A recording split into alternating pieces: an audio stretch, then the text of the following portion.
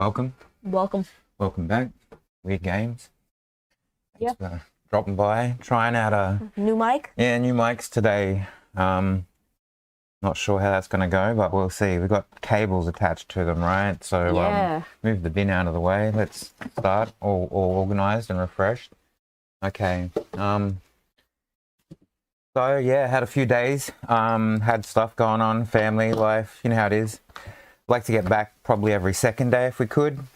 Every fourth day would be ideal. Every sixth day is a habit. But that's what we're working with. Where are we up to? Let me see. We've crossed the River Styx. We have gone past the Not Goblins. Here. So this is the entrance here. Let me see. We've got that on screen. Introduce our barbarians. Barbarians. And Gus. Say hello to Gus. Everybody say hello. Hey Gus. Alright. Hi Gus. Hey Gus. Alright. See, I instantly gave them 3 individual personalities and voices, and Gus still has nothing. I lament. I truly do. Alright. Here we are. This was our drawbridge, all right? Now these trees, these big giant trees are the ones they don't live for millions of years, but they existed millions of years ago. They live up to 2,000 years. They're the bull cowrie, all right? You got to swap over the screen to be able to see that on the OBSs, all right? Come over to the consoles, hit the one above that, all right? You can do it. You can do it. See the size of those trees, all right? And the one on the second screen there is the even bigger one with the littler ones there. This one? The one on the left-hand side, you can see over this side here. One with the woman standing. Yeah, look at that. That's a huge one in the background there. It's behind her. Those are all just tiny and those are the smaller ones there that are coming down from it. So, and growing up around it. So these things can be huge, all right? And this is in a dimension of, like, evilness. However they grow their large petrified trees, that's not for me to worry about, right? Okay. But I hope, could you tell that that's, like, tree rings? Yeah. Or, like, representations of, like, a cut through? What do you reckon? Yeah. Sure. And we've got the lava flow here with the moat and the bridge across it, all right? Ye old drawbridge. Knock, knock. Okay. That goes, wee. And you didn't say knock knock. I said knock knock. Do you know knock knock jokes? Are we at that level? Who's there? Yeah. Who? Who? Yes. Mr. Owl. Do you get it? Yeah. Whatever. Let's not do jokes on this channel ever again. We're obviously not around for the comedy, right? Oh my god. Okay, so drawbridge, lovely. And then we have the actual fort proper, where we have the rings of the trees that sort of close in this flat space here. There are sort of, like you would say, ledges and scaffolding that can be accessed by creatures to get up if they need to have levels of security aerial wise, and they rise up into the sky hundreds of feet at a time. So that's definitely hundreds of meters. So the 300 feet, 100 meters easy. These giant petrified tree stumps. All right. The pens.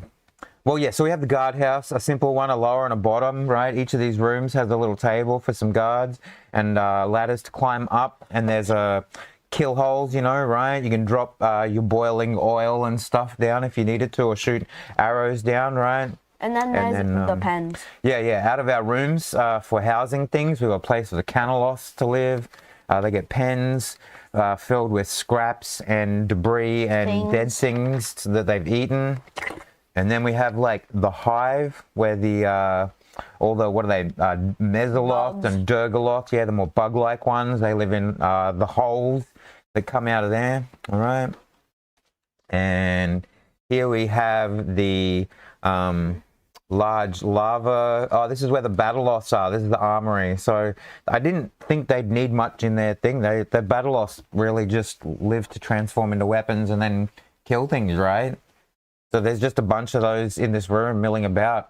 With steam. I don't know how you would, like, this is the thing for deer. How do I roleplay animate sentient weapons that want to just live for killing things and may need to socialize with other animate killing things? I haven't been there before. That's a headspace, right? Yeah. Where they just sort of like sit there fighting against each other, clashing in preparation, sharpening their edges, working out and pumping iron. Well, they are iron. No. There's a. Hang on. Add one. Yes. Add one. That is just what? One of them. Yes, I can. 1/16 what? whetstone loaf. You mean there's just a little stone that gets off the ground and hovers and like attacks you with a D4's worth of damage and tries to bonk you in the head? It's the whetstone loaf. You see? Oh my god, there's nothing that small, but whatever. Anyway. No. It rubs itself against the other ones to sharpen them. Oh, all right, sure. It's some kind of sharpening one. Sure, it doesn't have a direct attack. It uses its action to add a D4 worth of hit points to another one. Yeah. All right, sure. Oh my god, 1D4 H point heal as its action. All right. That's all it can do. The whetstone aloth. Great. Inventing new things every day here, guys. Don't tell the D&Ds to people, right? It will be heretics. Oh, this is where we're up to. So we have things to do, but first, before we get into this, which is the main big house, we have to do the Ascension Shrine. All right. Do you know what an Ascension Shrine is? Let me guess. It's a shrine. It's a shrine where you ascend. Yeah, true. You got it. Oh my god! And on the first, I'm so proud. I've never been prouder. All right, let's go. So in that shrine, it's just a room. All right, I'm on the southern edge at the minute where I've been drawing in. All right, there's a room here. Okay, and it's a rather large room and opening, and it's got a big shrine on the end. Right. Okay, with imagery of the general. Okay, that's the big Yugoloth guy, the head of all of them. The general, the big Yugoloth. Yeah, the one that nobody knows the name of, the no-name one, right? So the general's there. He's got a shrine. Is there an image of him in any of the books, or? I think he's depicted somewhere. I'm not sure if it's in these books or something. I think it was probably in some of the older ones in 3.5, I think, because they had lots and lots of source books and they wrote lots of lore on this stuff. And I think they do go into the Yugoloths in one of the books really deep. I saw a video on it, but God knows if I could reference it. I got like a brain like a sieve. All right, so some things are just too chunky to get through, like more like sieve, but the giant holes, everything goes through it, except for the labyrinth. Yeah, well, I mean, like that's the problem. There's a lot of things that have already been stored in there that are like just hardwired in now. Because if you see the labyrinth like 20, 30 times, like I mean, like that's just programmed, right? Yeah, it's a good movie. It's a great movie. Anyway. So this is the general. He's got a shrine, okay, and there's room enough for several, probably 30 or 40 Yugoloths could like crowd into this room. So it's going to be a very large, massive room to depict, and it's probably, I'm not sure. They don't need pews. This isn't like religion where they're going to go to church and sit down on pew and pray, right? They don't all just sort of pray. They sort of more mill around while one of the Yugoloths. So what happens is they get ascended, and the way they ascend is they come from a lesser form, and then they get shifted up to the next one if they've done enough stuff. So it's like taken enough souls, or hatched enough evil, nefarious plans that the bigger ones have approved. And they kind of take a vote on it, and they say you can come up now with the rest of us, and they ascend. All right. That's cool. Okay. Yeah, that's kind of cool, right? So, this is the shrine. There's probably several of them scattered around all of the Gehenna there, right? So this is just one of them. I don't know how many you'd have. There wouldn't be that many. I mean, like, it's not a normal thing that would go on all the time. It'd be a rather special thing.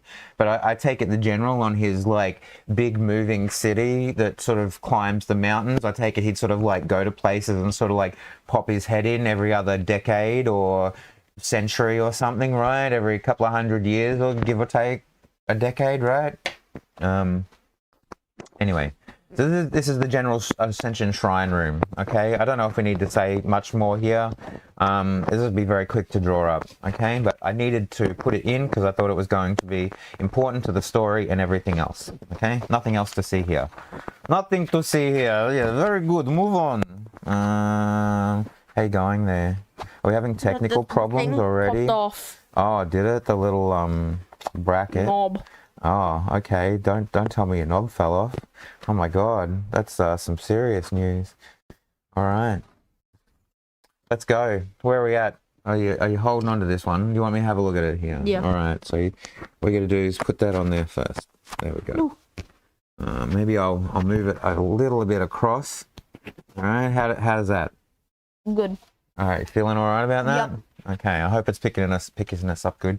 Can you see the little green lines go up and down over there? It's going up and then going Up down. and or down when we talk. Okay, I think that's the appropriate thing to do. Okay, so what we have here actually is to get the rest of the month done, and we are a few days behind now.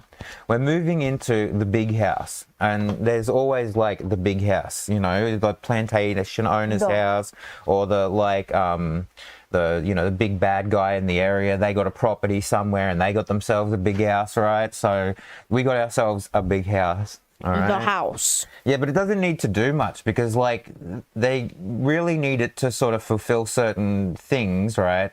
But it's not like they're going to be entertaining and having people over and that, right? So I've made a sort of map because I needed to fit all of the rooms into the days that we're doing. So to start with, we're working on the lower level here. I need to bring it across. The house. So ground floor 1, right? So the ground floor is essentially going to be the longish rectangle, all right? So essentially everybody can kind of see it there, right? Right. Oh, this is the wrong side. Turn it over, okay? You got it. All right, so today we're going to do the entry and the parlor, the feasting and the kitchen, all right? That's what's meant to be down this one side here, all right? Okay. So you have the entry room where we've got the long stairway up into the second floor. Okay. So you have a entry. Hang on. Yes. But then there's still like 5 more days. There's still like 5 more rooms in the big house. I know. That's why we've got to break several rooms up into several days. What do you mean? There's 1 day until June. Well, that's what I mean. We've got to get a few done in each of these every day. You'll see. So the idea of today would be that there's an entry room with a stairway that goes up to the second floor. So this is the up and this is the down. So we have the stairway here.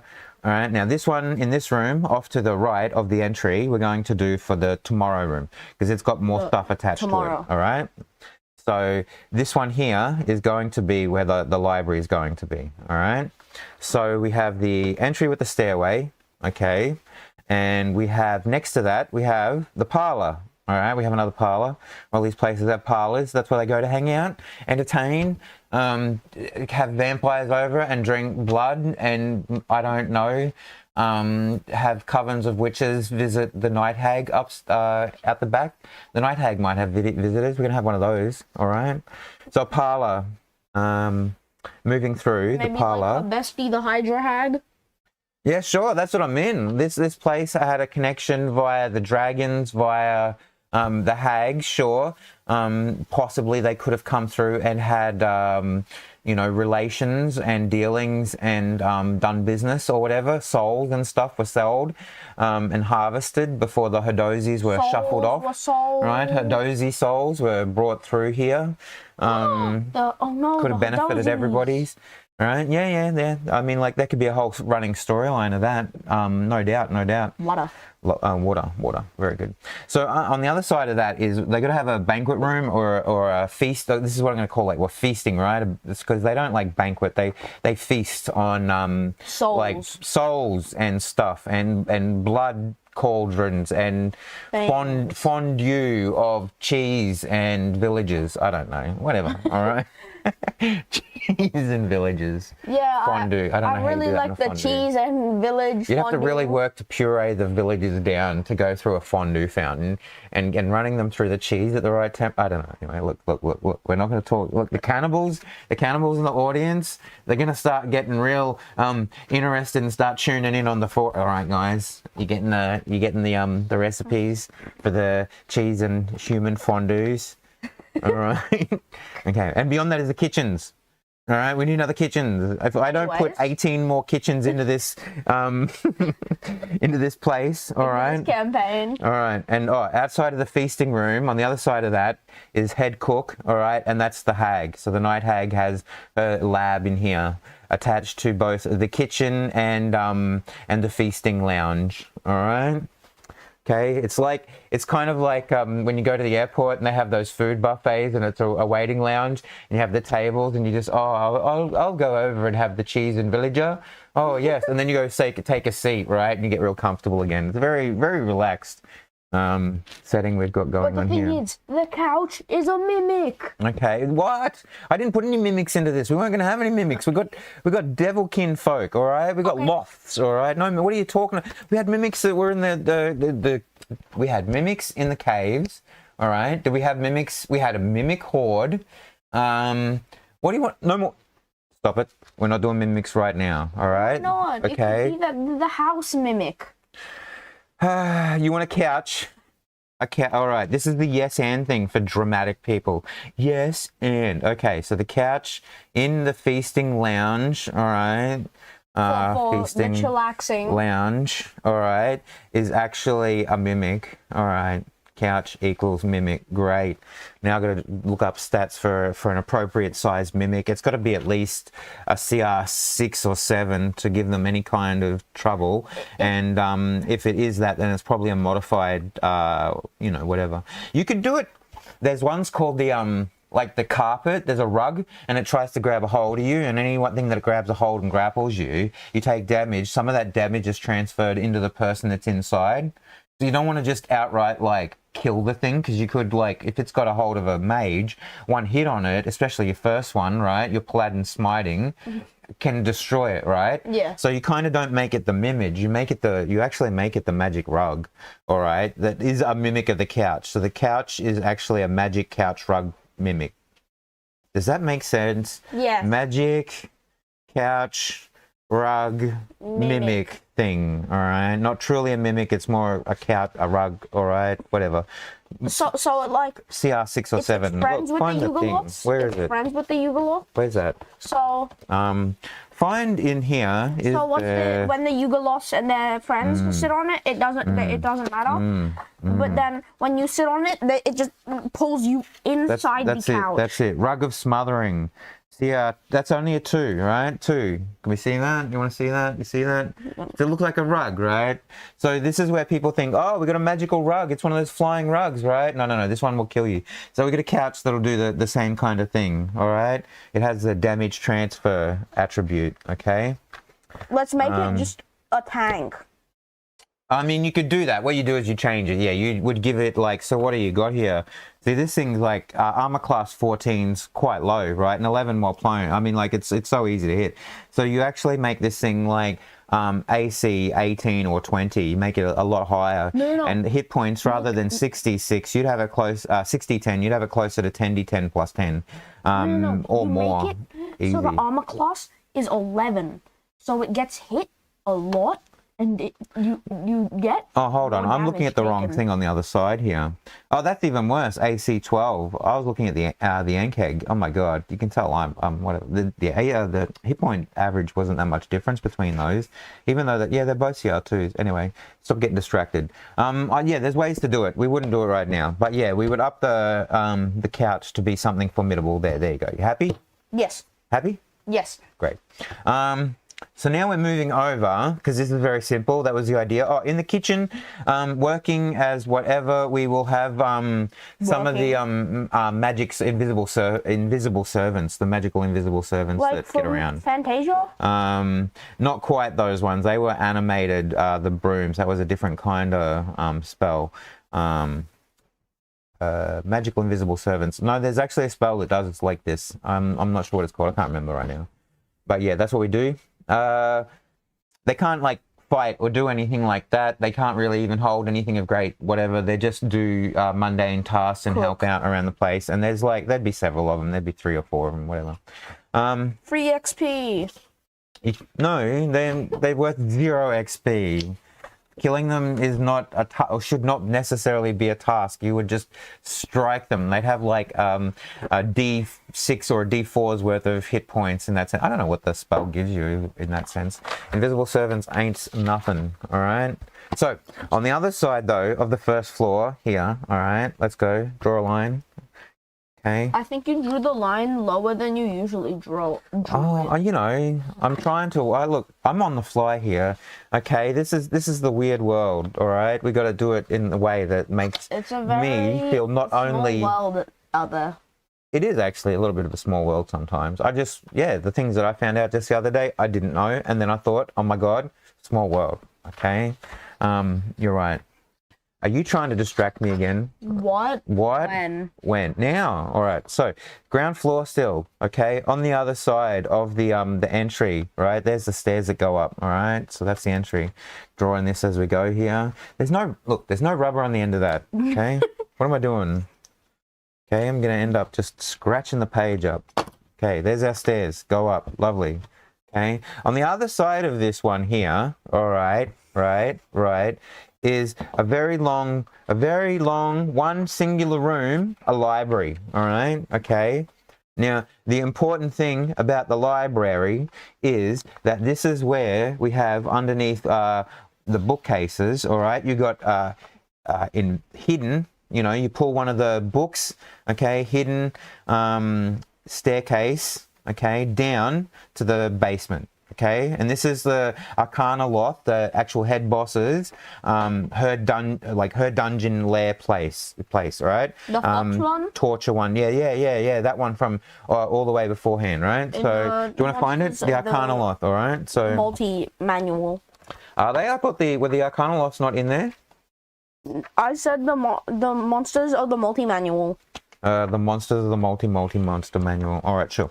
So hidden staircase down to the Arcana Loth lair, okay? Yeah, the foxy one. Yeah. Okay, so very smart. And when they are not worried about having to run the bank and people having incursions to their realm and their domain, this is where they will hang out, is under the staircase, under the library, with the lab and the wrench. Okay, let me have a look. This thing can summon Lvl5s? Hidden in bookcase. Yeah. Like, this is the thing. This is going to be a significant fight. This is why hopefully we should probably do this one over the morrow, to be honest, and actually come back and try and be organized and because we want to put the Arcana Loths in and we want to put the Yagna Loth in, the 2 heads here. Okay, so we've got the actual what people think is the head that runs around telling everybody they're the boss and is doing all the outright one. And the head. Yeah, sure. And so but the Yagna Loth is really just the one running the business, because he's got the book in the little hand, writing down the names, and then at night he's got the big hand taking those names and doing the bad things to them, and handing them over to the Arcana Loth or something. All right. So move on. The library. Oh, and the other part of this from the other side of the room, what we're going to do here, other than this little hidden staircase, all right, down to the Arcana Loth's lair, hidden in one of the bookcases. All right, we need a DC 25 to spot this one. All right, this is exceptionally hard to see this. Of wish. All right, or something like that. No. This is just to see the bookcase down. This is exceptionally well hidden. All right. A DC 45 to spot the scroll of wish. This one, that's just a spot. This one is either going to need, because it's magically held, all right? So you're either going to have to know the word, all right, the power word to open, or you're going to have to dispel a magic, all right? Okay, and then bust the door it's 5th level, all right, enchantment over this thing, all right, or you can physically try and bash it down, which you would have to do with magical weapons, and it's got hundreds of hit points at that point as you're trying to beat down the warded magic. All right. I'm but getting that's what we're doing. PTSD. What's that from? Oh, from the stairway down, the little hatch. Yeah, that's your own fault. That's your own fault. You fell down there, fair and square. All right. No. The other time, the time where it was a one shot and I had to bust the door down. Yeah. Oh, yeah. Sure, that too. Because you had no lock picking, and you couldn't finesse it, and you couldn't have any other way to magically pass it other than seeing what was on the side with your spirit familiar, right?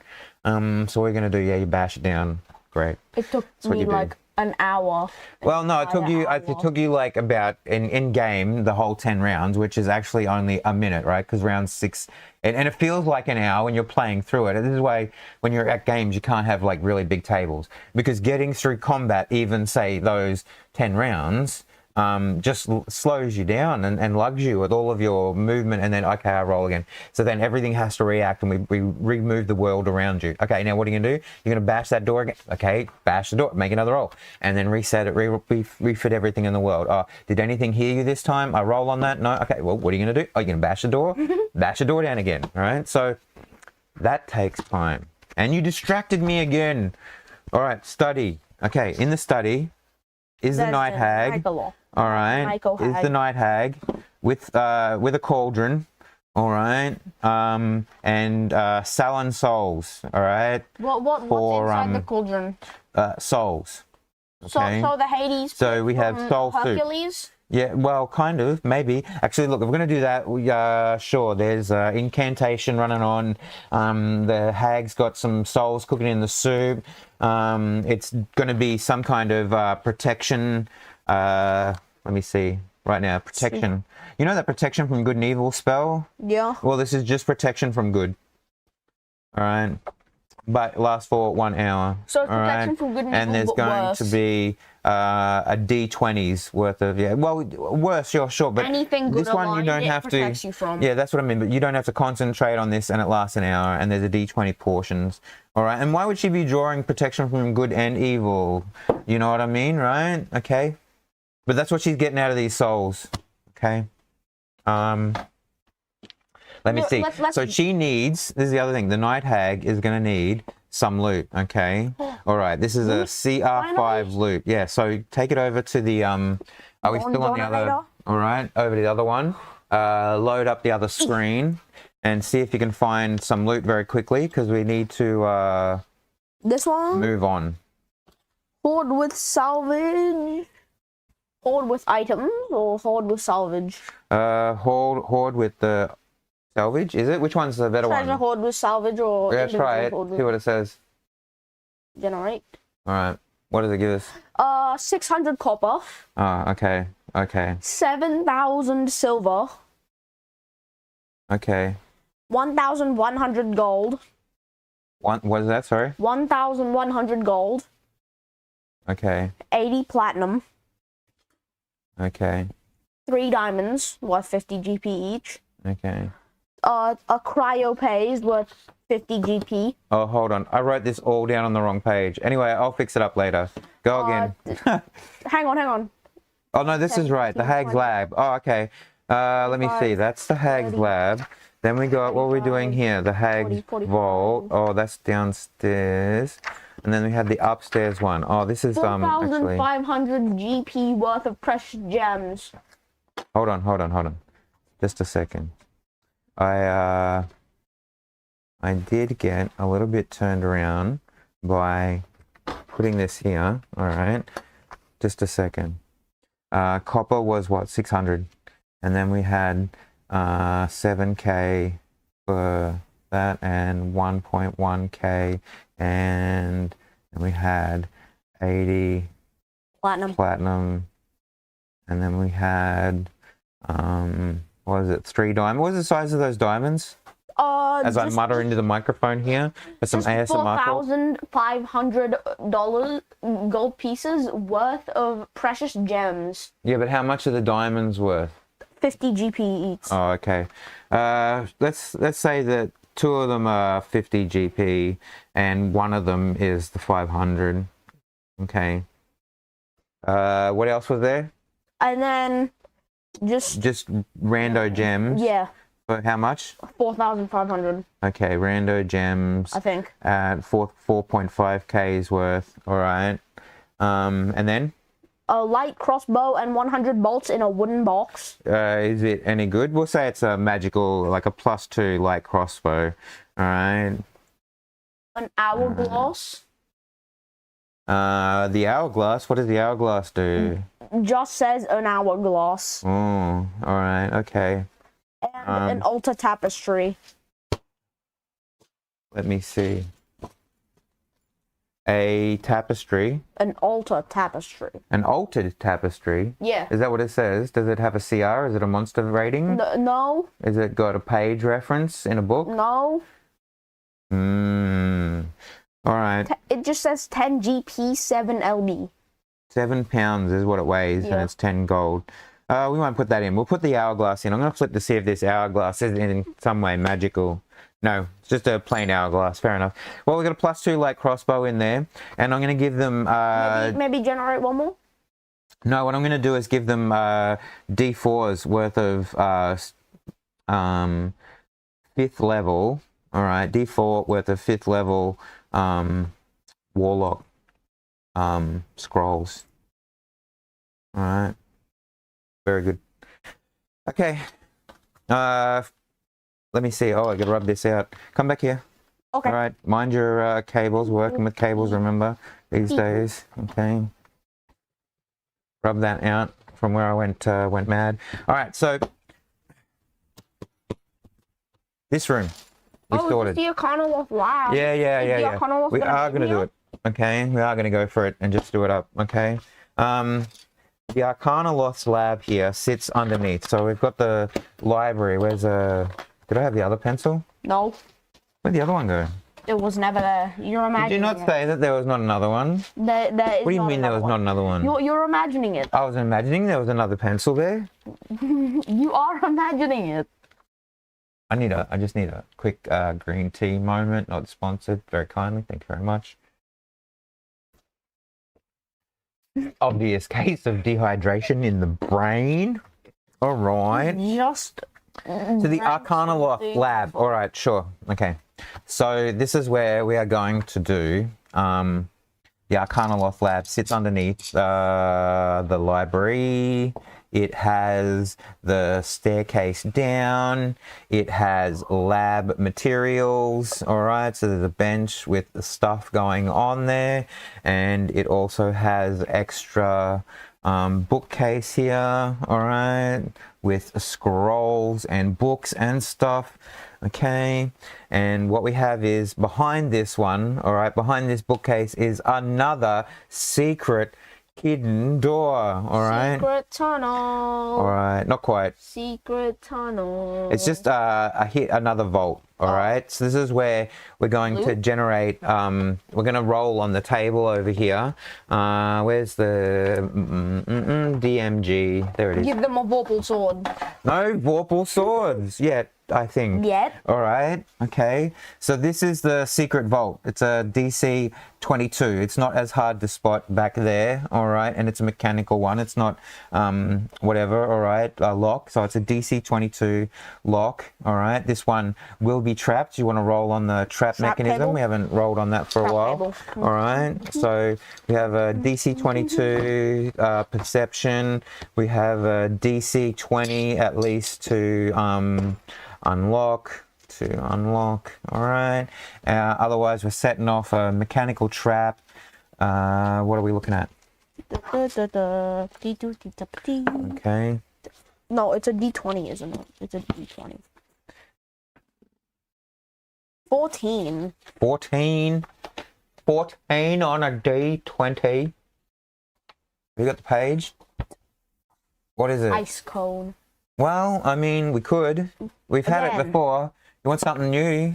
All right. 18. Mind bolt. We've done that before. That made sense when we did it. That was in the thing, in the jails. 4.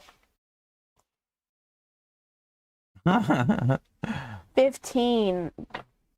That's what I mean. We've had just about every single one. There's 7 only so much. charm. Unless you switch to another thing. Is there another one? Maybe. Yeah, at the back there might be other tables. There's other ways to generate. Look. Trap table. Make 4 rolls. Okay, let me see how this one works. It's a D100. So I need to get D100, and then the DC difficulty, then the save DC, and then the PC's damage. Let's just do whatever it does, and then we'll figure out the save, and then. All right, roll a DC 100 then. Yeah, D100. 91. 91. What does that give us?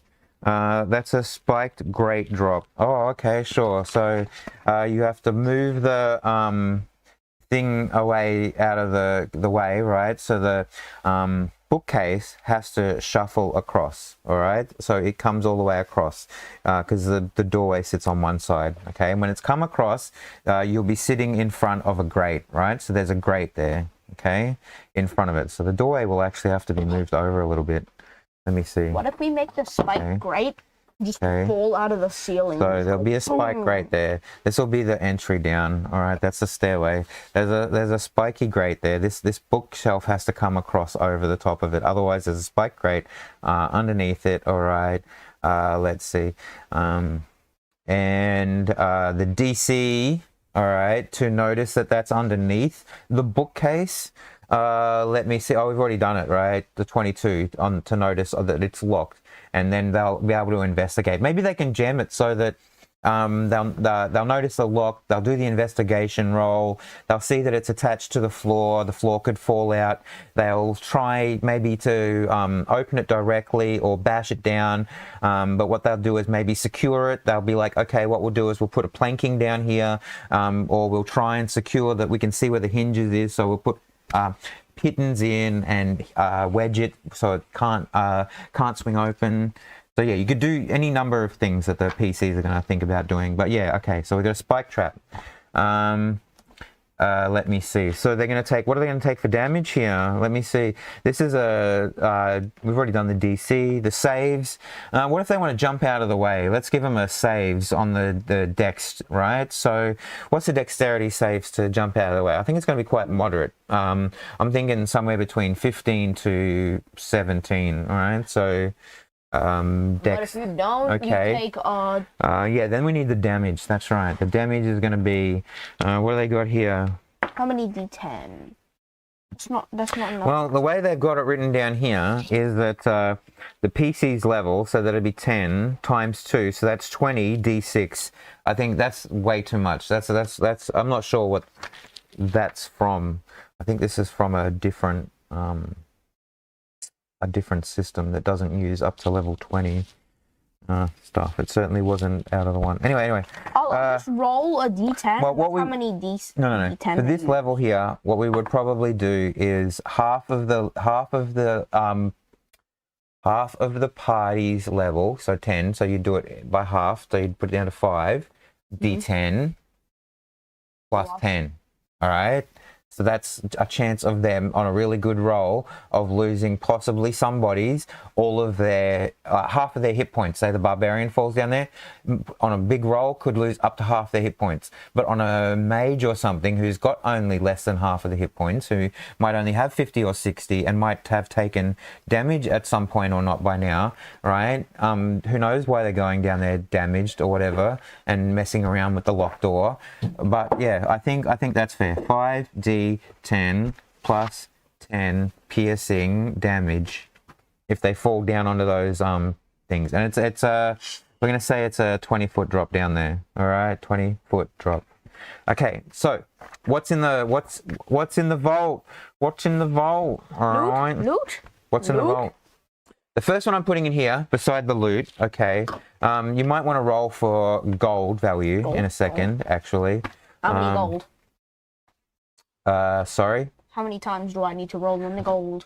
Just roll the once. Hopefully we get a good roll. All right. We haven't had, like, any loot this entire time. Yeah, but that's what's meant to be in the bank. That's where we can sort of distribute them out in the bank. Oh, all of the items in the loot was taken up here. That's right, because there's nothing actually in there.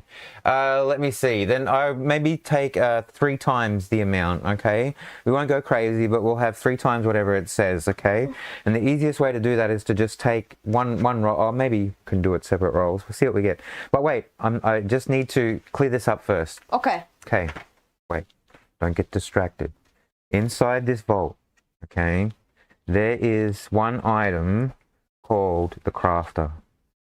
All right. What does the crafter do? The crafter is a statue. It's a little statue of a. I like where this is going. Okay. Okay. Sure. You like little statues. All right. It's a statue of a little dwarf. All right. Dwarf forge, like a blacksmith. All right. And the blacksmith is sitting like at his forge, like about to hammer on the anvil. All right. Bonk. Okay. So there's a blacksmith, dwarf, and he's about to bonk onto the anvil. All right. Okay. If you say the magic word, he comes to life in a spot and is stationary. Okay. Will he bonk for you? And he will craft. Okay. Okay. He will craft. He must be attuned. So someone has to attune to this guy. All right. Okay. Mr. Wizardman, can you please attune to the bonker? All right, sure. Someone has to attune to this guy, and he has to be and stay in place while he is crafting something. All right. Okay. Okay. So if you put him down somewhere, he has to be in somewhere. If he says he has to be there for a week to craft an item, or a day to craft an item, or a month to craft an item, he has to be there. If you leave him there and you go off and have another adventure and fall into another dimension and lose him, then he's gone. All right? Forever? Forever. He's gone. All right. You can travel away, but if you say get stuck in one of these portals that we've gone through so far and you end up somewhere else, you can't just recall him or whatever, get him back. Right? It's not the way it works. You have to be able to come back to this guy. Now it's all right if you're just leaving him there for a day. What if you put him in your bag of holding?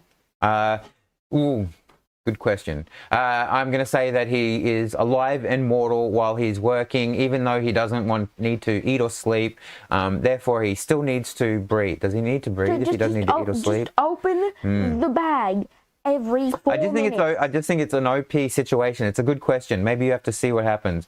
The only thing is if you close it up and he gets stuck in there for long enough and he dies, that's not on me. Yeah. All right, like I don't know what would happen in that situation. For more than 5 minutes, so he dies, and someone has to attune to him. You have to either use resurrection on him. Yes, we're not arguing this in-game proposition right now as a hypothetical. We've already gone how many long? 40 long. Thank you. All right, we got to move because we've still got another 2 rooms on the other side of this. All right, so quickly, this guy, we're attuning to him. All right, he must be stationary. All right. Shouldn't you be writing this in the vault section? I am. The vault section came over here. Come into the crafter. I have to write more things. I'm probably going to have to write more stuff over here in a second. All right. This is the important guy. I don't care what other items come out, all right, or what do we talk about, and they exist as a page number in a book because we got them from somewhere. That doesn't matter to me, all right. Right now, what I want to do is focus on this guy and get the actual fundamental mechanics of him written down and not forgotten and not distracted. Okay. Okay. Are we focusing? So yes, sir. All right. Very good. Okay. So you have to attune to him. He must be stationary. Okay, for the length of the duration, but he crafts at 3 times, all right, 3 times the speed, okay, so he is faster at crafting by 3, crafter times 3, okay, so he has some serious limitations, but he also has some serious reward, and don't forget him, and he takes someone's attunement spot. Do you see? Does that make sense? Yes. All right, very good. Now we can move on. Now we can have some gold, copper, silver, gold. All right, just give me and platinums. All right, and we'll get 3 of them. All right, so quickly, have you got it? 1,100 copper. 1.1k copper. 8,000 silver. 8k silver. 2,400 gold. 2.4k gold. 100 platinum. 100 platinum. All right, another one. 500 copper. 500. All right. 10,000 silver. 10k silver. 2,500 gold. 2.5k gold. 140 platinum. 140 plat. All right.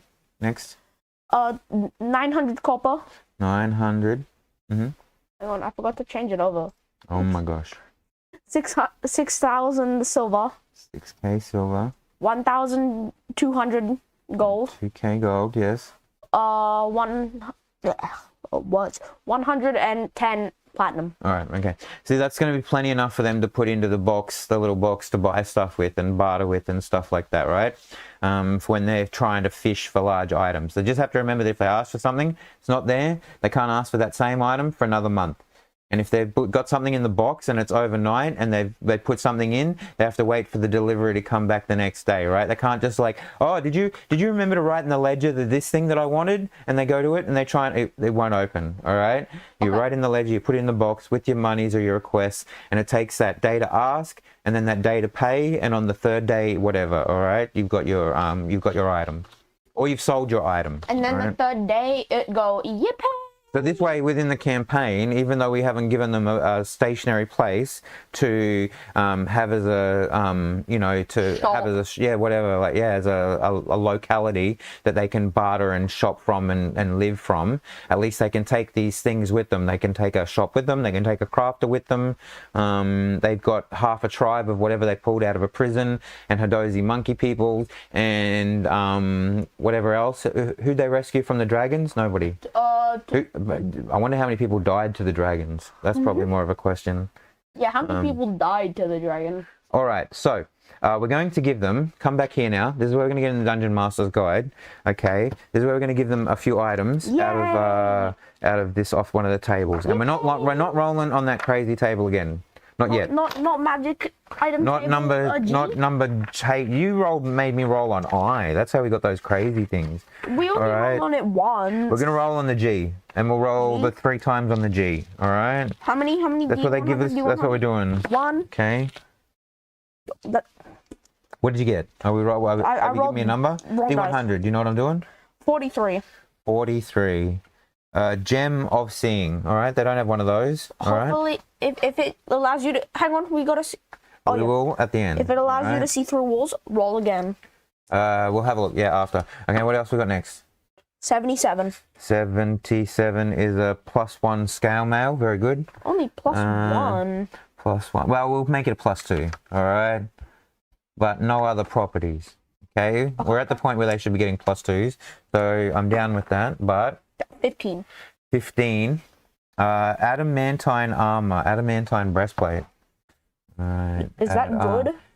I think you can't be crit. Which is pretty good. As a breastplate, isn't bad. Alright. Let me have a look. Let me have a look. We go over to the magical items. Alright, and I think it's pretty much straight under A. For adamantine armor. Let me see here. Adamantine armor, it's the very first thing. Yeah, while you're wearing it, any critical hit against you is just a normal hit, can't be crit. So that's not bad. Why can't we get the apparatus of Kalash? What I'll probably do is make that a +1, and you can't be crit. Just to be nice and reasonable. That's really cool. All right, they've had hard fights, you know, they've got stuff going on. Give that to the wizard. They can't wear breastplate. It's still a breastplate. No, breastplate. They don't wear breastplates. That's medium armor. All right. Gem of Seeing. What does that thing do? All right, let's have a look. See. It apparently does. Maybe it sees you. I don't mind them having some sort of prophecy item. But let me see. A, B, C, D, E, F, G of Seeing. Let me see. 3 charges as an action. Big command word. Spend a charge. 10 minutes. You got True Sight. Oh, that's not too bad. That could have helped earlier on, but it's going to help maybe later on too. So sure. Out to 120 feet. And it gets recharges. Okay, sure. I'm down with that. All right. And what do we have? The +2 scale mail. That sounds more than reasonable. Hidden away in here. Okay. What else has she got in here? It's Let me see. Oh, that was the vault. I can't believe. Okay, yeah. I will have to fix that. I will put all the stuff in there because on the other side of this, she's actually meant to have. Let me have a look. There's meant to be some cells here. All right. For people that she keeps alive. Well, all right. People in there? And you want to flip a coin on whether there's anyone trapped in there? That almost fell on my face. Oh, yeah. There is. It's a D2. So flip a coin again. Oh, yeah, or roll a thing. So that is two people. Yeah, 2 people. So there's 2 people in here. So there's 1 in here and there's 1 in there. All right. Race from one of the other books. So I'll fill this in. Let me have a look. The player's handbook? Sure, we could do that. Where's that? Is that Monsters of the Multiverse? Maybe Tarshish? Does Tarshish? No. Tarshish does have some races in it, I think. Does it? Where is it? It's right there. Not Tarshish. Where's Monsters of the Multiverse? Monta? That's Xanathar's. It's in the Monsters of the Multiverse. Oh, it's the only one that's actually in that box. All the other ones are pulled out. Oh my god. All right. Sit down. Yes, we'll look at that later. I see you're very distracted. All right. There's like what was it? How many was there? There was like 30 or something, right? Just roll. 3d10. Yeah, 3d10, wasn't it? Okay. 16. 2, 4, 6, 8, 10, 12, 14, 16. Zerai, the Gith. All right, I've heard of the Gith. Yeah, I've heard of them before. I can't pronounce their 19. full names. 19. I went way too far. What am I thinking? Alright. Yeah, the Githyanki and the Githzerai. Yeah. I'm pretty sure they're related. Look, that split their ancestors from their cousins, the Githyanki. See, I was right. They are related, and they're just usually referred to as the Gith, I think. Unless these are just referred to as the Gith, and they don't specify like the Zerai ones or the Yankee ones. So anyway, we're going to do a Githzerai. All right, I'm going to write that down. That's a new one for me. I've never seen anybody play these before. They're like monkey-looking people. Monkey-looking, elfy-looking. Let me have a look at them. People. They humanoids, medium, 30 feet. They're psionics. Oh, cool. You could give them. I got rules for scions. You could give him scion rules if you wanted to make him some kind of scion. And rescue him. All right. I'm gonna roll another race. Okay, and yeah, roll another mental discipline, sure. There's also a fighter that they got, the fighter that's a scion. 18 plus 7. 18 and 7's got to be 20. 20 odd number. 5. 25. So that was what, 16, 18, 20, 22, 24, 25. Minotaur. We already had Minotaurs. Yeah, but we haven't had one in a cell. Do you want to re-roll again? Oh my gosh. Go again. 9 plus 7 is... Are you there yet? That's the same number we already had before. See? Go again. Last time. 12 and 8. 20. Gotta be quicker. 2, 4, 6, 12 8, and 8? 10. Oh yeah, that is 12. 12, 14, 16, 18, 20. A harangan. What does a harangan do? You want to have a look at one of those? Yeah. A harangan. Oh, there's a poor bunny people just waiting to be rescued. Oh, we need hair. It's got the name hair in it. Get it? Bunny. A hair. Engen. Oh, wow. Great. Rescue that one. Are you glad I re-rolled? Sure, why not? Why not? They're on a hair trigger, so they get bonus to their initiative. So we need to make them some lucky footwork, dexterity rolls, rabbit hop. We need to make them some kind of monk. All right. I'm going to play one then. What? You like this idea? You think they're very cool? I might play one for the campaign. You want to re-roll your other character? No, for this campaign, maybe. Oh, okay, sure. On a mission to rescue his long-lost Harangan brother? Yeah. Sure. To reunite the Harangan Brotherhood. All right, let's move on. So this one we got to skip because that was the vault. This is meant to be the 2 rooms down here. And this is why I've ended up having a very messy, large lot of stuff working on the same page. So I will fix that. But what we need to do is work out the last one was a flip over. Okay. The master room? Yeah, this is what we need to come back to. Okay, we're going to come back to the Arcana Loth and the Yagnaloth later on. Okay, because they're going to go pretty much together on the last day, because this will be the last day of the month. What is it with these dice and rolling 16? I rolled 16 twice in a row. I don't know. Don't ask me. On 3d6, that's pretty good. Yeah, the probability wise is pretty rare. Okay, so the idea is from coming up from downstairs. Let me see. So we're gonna get the outline of the room here, and we are going to have the stairs will come up to here, and we will have stairs. That's the upside. There's the downside. This is going to have kind of a balcony, and there's going to be one room there. All right, there's a doorway. So we got this is the guest room. I don't know what guests are coming to stay. Visiting vampire or some kind of lich, or who else comes to visit these guys? Some witch, some other hags. Yeah, the hag. What are they called? What are those things called? The Hydra hag? No. Yeah, maybe, but no. Oh, I'm trying to think. My brain's gone empty for a second. I've got too much of this stuff going on here. All right, because what we've got on the other end here, and what we just kind of deal with, is to give out the outline, and we'll actually deal with some of the more intricate stuff for the last day for tomorrow. All right?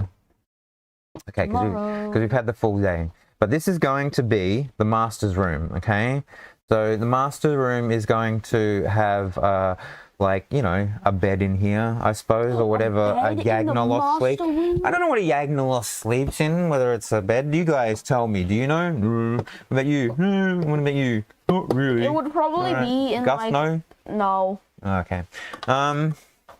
So, you know, because vampires, in most laws, either sleep in a coffin, and some law they sleep like upside down on the roof, like latched into the ceiling, you know, like that. I'll touch up where foxes sleep. What? No, this is a Yagnoloth, though. This is the one with the little hand and the big hand. This is his room up here. All right? I'll search up where do ogres sleep then. So we have, well, no, ogres sleep in burrows, like in holes in the walls or hills and stuff, kind of like caves, right? Anyway, it's all right. Don't worry about it. Cave, just a big cave. Okay, sure. It's a big, rough cave at the top of a house. Okay, sure. So he's kind of terraformed it. Okay, sure. He's terraformed it. And through this here, he's got a shrine. All right. So he's got his own private shrine to the general. All right. This is his private one. Okay. Because he has to offer up observances and probably sacrifice his own innocence up to the big guy. Right. So that's his private shrine there. And hidden behind the shrine is another secret tunnel. This one, yeah, okay, so this is a secret door, okay, DC 22 only to detect. It's mechanical, all right. No, this one is, yeah, this one will have some loot. This is, well, not loot really. What I'm thinking more is actually trophies. And this one I would probably think of as putting in later on in game, like, not here. Okay, this is like the head of someone, so, you might want to have the mayor's head in here as a trophy, and some of their... Oh, he got melted down. Not a good example. Like somebody that he has fought previously, and they're just like so like a devil, like or a demon or an angel. Yeah, there was in the Predator. There was in one of the Predators actually. There was a room where they had all these trophies and stuff of different weapons and stuff like that. And skulls. Yeah. All right. Okay. Anyways. DC 22 to perceive it, and a DC 18 to disarm. Okay, and it is some kind of trap. All right, you want to do a trap here? You have the trap. Oh, yeah, that one didn't work out so well, did we? Let's move over to this one. Hang on, let's see. Roll another dice. What? I want to see if there's any. There's no more. I would just like you to roll. There's this one here. We could probably roll on this trap table. So do a D10. We'll try and work out what we got. This is a different one again here. The dice is skewed. All right. 8. A bear trap. See, this isn't quite thematic. This one I think is more for inside dungeons, like a proper dungeon trap.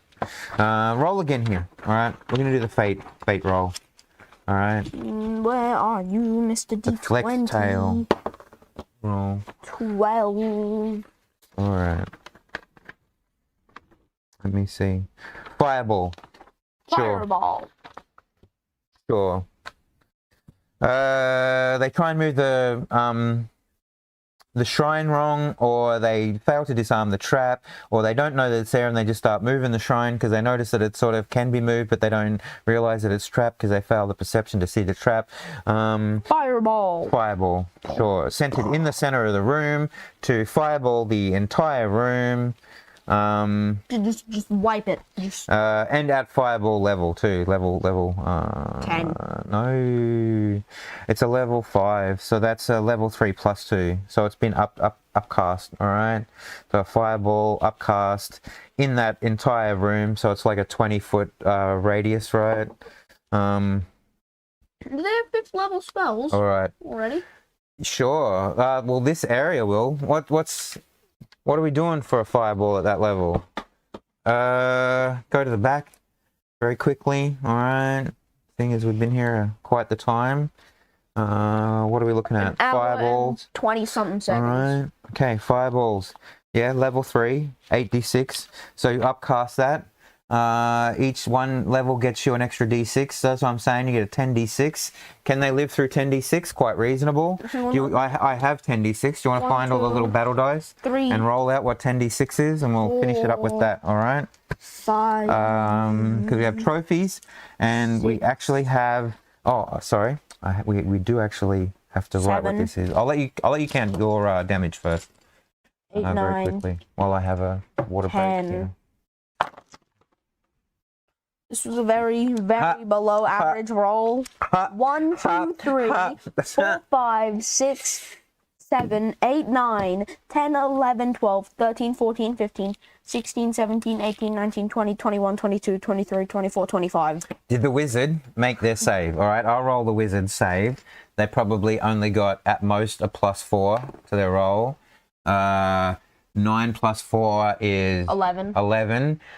What's the dexterity? I probably would put it higher than 11. 20. So no, I'd probably put it at like a 17. All right, dex DC 17. They'd still survive. All right, but they would still survive that, but they wouldn't have taken the half damage. But any of the more fightery warrior compatriots would not have felt that really much at all. That would be like 20 something might have tickled. Okay, so this other thing that we have in here, and the most important point, and what I need to finish up here, because the idea is we're going to do the master himself and do the Arcana Loth tomorrow, okay, in their room. We're going to talk about their stats and give out their actual personal, what they're wearing, treasure, loot, all right? Now, excuse me for a second. What we need to talk about here is that in this room is the in this corner here behind the shrine in the hidden room. After you get through the big bad master and you've got to the top of the house, this is how you get out of the area, all right? Because you will need to probably escape, okay? What's going to happen is when you kill the big bad guy, and we probably talk about it more tomorrow, an actual Ultraloth, so this is a CR13 creature, is going to come with reinforcements. It's going to be, you're going to hear it out of the distance. At the end of the battle, the DM's going to say, you hear in the distance a large battle call. And when they look out, they're going to see, like more like a like that kind of thing, right? Signal. And what they're going to see is a large column led by an Ultraloth marching their way back up to the fort to retake it, all right? And it's going to have a whole heap of Canaloths and the Nikoloths and all that. Yeah, run away. So how do they know to do that? Okay, because on the inside of here, inside this, where are we at? Inside here, okay? inside this room is a mirror. Okay, there's a very large mirror. This reminds me of the thing in your campaign. Yeah, it is similar to that because it's a portal, all right, and it shimmers, all right. Very large like mirror. The one from Mario 63. Is it? Yeah, sure, 63. That's my favorite. Okay, so it shimmers, very large mirror, and you can see through it. Okay, but what you see is a reflection of the room. Okay, can see like actually into it, through it, because it's not a true reflection. But like you are Batman seeing, movie. Sure, kind of like when you see through it, you can actually see yourself on the other side, but it's you in like a shadowy grayscale. You're in the monoscale, right?